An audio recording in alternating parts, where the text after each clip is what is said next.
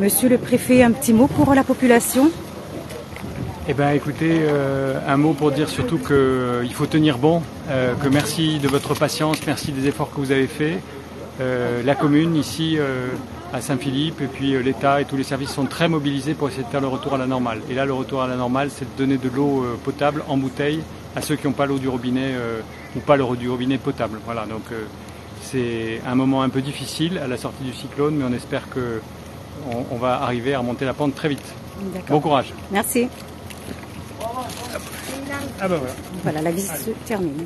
Alors, monsieur le maire, le dernier mot de la fin pour aujourd'hui.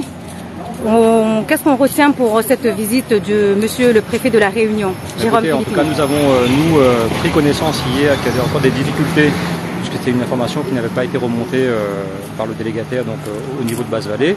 Donc nous nous sommes concentrés cet après-midi avec notamment le concours de monsieur le préfet qui a souhaité se rendre compte de la situation sur le territoire de Saint-Philippe. Donc il y a encore malheureusement, on va dire, des secteurs qui sont impactés par le manque d'eau.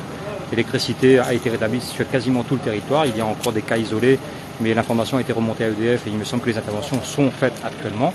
Mais il y a toujours en fait de gros problèmes d'eau, notamment sur la partie ouest en fait, de Basse-Vallée. Donc nous faisons actuellement une distribution de packs d'eau avec le concours de l'État, avec le préfet, qui m'a informé en fait qu'il y a des containers en fait qui arrivent avec l'acheminement effectivement de packs d'eau. Donc pareil, il y aura une nouvelle distribution, en espérant en tout cas qu'en début de semaine prochaine, nous aurons une situation qui sera stabilisée.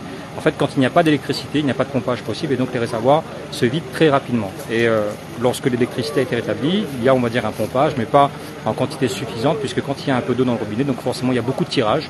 Donc les personnes font des réserves et donc ça diminue très rapidement, en tout cas les réservoirs. Et donc on a, on va dire, une offre et une demande qui malheureusement n'arrive pas à s'équilibrer.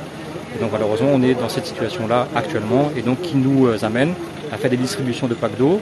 On en est quasiment à 600 packs d'eau distribués depuis maintenant 2 jours.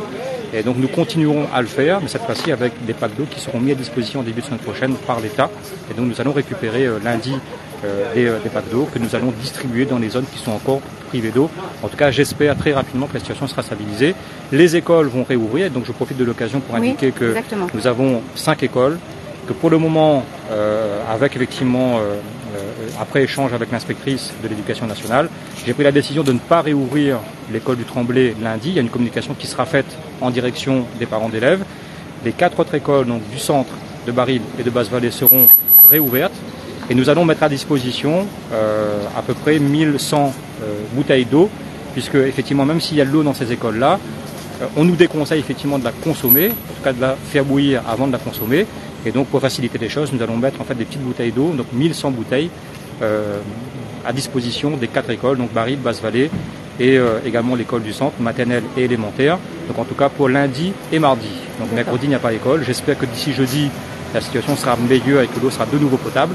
Mais en tout cas nous avons prévu effectivement la situation pour lundi et mardi avec la mise à disposition de petites bouteilles d'eau, 1100 précisément dans les 4 écoles qui seront réouvertes. D'accord. Merci beaucoup monsieur le maire.